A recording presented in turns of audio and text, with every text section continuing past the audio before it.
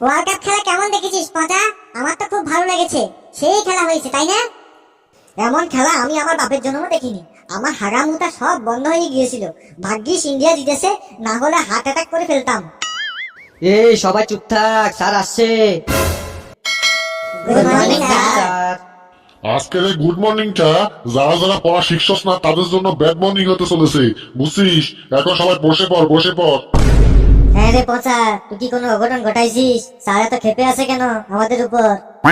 এই পটল, তুই সবকিছুতে আমাকে টেনে আনিস কেন? আমার মতো ভদ্র ছেলে আর একটা দুইটা পাবি নাকি রে?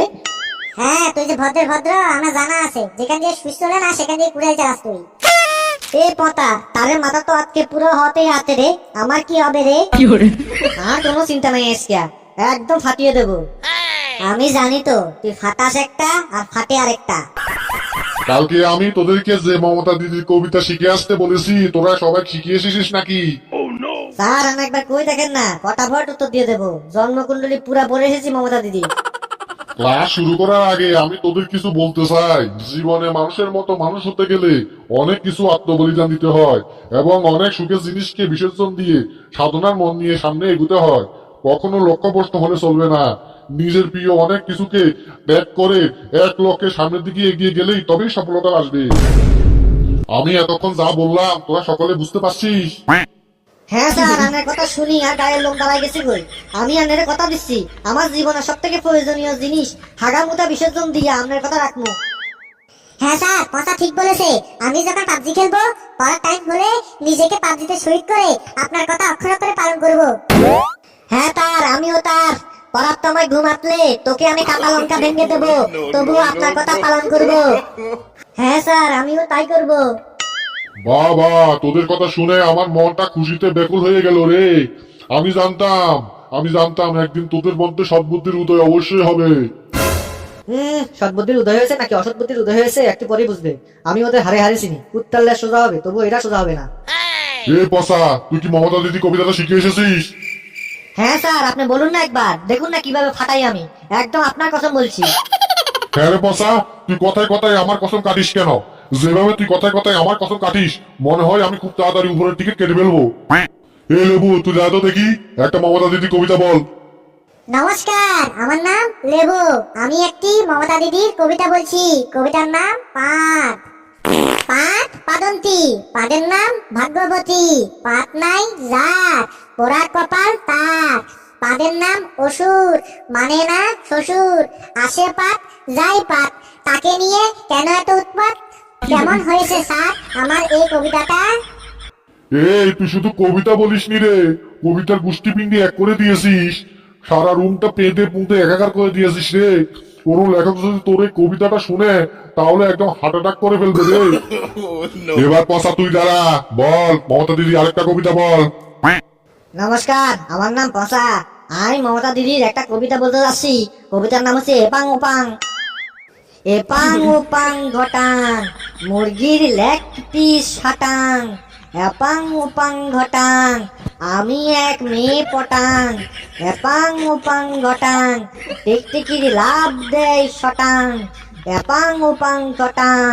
কেমন হলো স্যার আমার এপাং ওপাং কবিতাটি? এ পসা, তুই কি কবিতা বললি? হ্যাঁ স্যার, কবিতা তো বললাম। কি সুন্দর কবিতা, তাই না? এ পসা, তুই তো এপাং ওপাং ঘটাং করতে করতে কবিতার নারী বুড়িতে লাত্তি দিয়া কবিতার গুষ্টি পিন্ডি এক করে দিলি। এখন তো তোর কবিতা শুনে আমার মাথায় কাজ করতেছে না, কি করবো? হ্যাঁ রে পসা, তুই কি জীবনে মানুষ হইবি না? সামনে এক্সাম আসছে, তুই কি এইসব এপাং ওপাং ঘটাং এই কবিতাগুলি লিখবি? স্যার দেখেন, আমি পুরো ঠিকই পাস করে নেব। আমার পুরো কনফিডেন্স আছে। আমি পুরো পাস করব না, সবার থেকে টপই হব। এই কথা তোর কাছ থেকে আমি পুরো 5 বছর ধরে শুনে আসছি। পাস তো করিস না, সেম ক্লাসে সারা জীবন পরে আসিস। এবার ঠিকই পাস করে নেব স্যার, একদম আপনার কসম বলছি স্যার।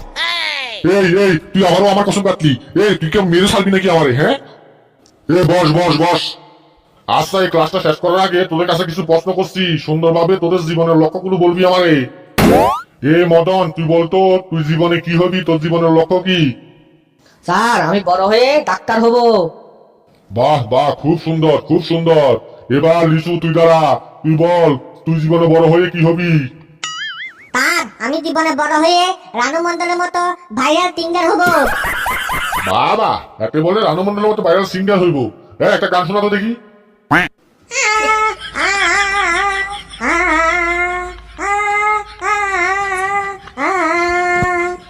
এই, এটা গান বলছিস নাকি কুকুরের ডাক দিচ্ছিস? হ্যাঁ, স্যার সিঙ্গারকে রেসপেক্ট দিয়ে কথা বলুন। এখন যদি তোর সামনে আসি না আমি, তোর ঘাড়ের উপর দিয়ে আমি রেসপেক্ট করবো, বুঝছিস? এই লেবু, তোর জীবনের লক্ষ্য কি? স্যার আমার জীবনের লক্ষ্য হচ্ছে পাবজিতে একদম প্রো লেভেলের খেলোয়াড় হওয়া। বাবা বাবা, তোর মতো ভাদাইমার কাছ থেকে আমার এটাই আশা ছিল। এই পসা, তোর জীবনের লক্ষ্য কি? তোর জীবনে কি উদ্দেশ্য আছে সেটা বলতো। স্যার এত ফুংফাং করে কে কষ্ট নেবে? আমার জীবনের লক্ষ্য হচ্ছে একটা সুন্দর মতো ধনী মেয়েকে পটিয়ে বিয়ে করা, আর জীবনটাই পুরো ঘর জামাই থাকা, পুরো লাইফ সেটেল। আহা, তোদের মতো স্টুডেন্ট পেয়ে আমার জীবনটা ধন্য হয়ে গেল রে। কি অপদার্থের অপদার্থ একটা। থাক তোরা তোর ক্লাস নিয়ে, আমি আর করাবো না তোদের ক্লাস। তোর জীবনের লক্ষ্য নিয়ে তোরা থাক।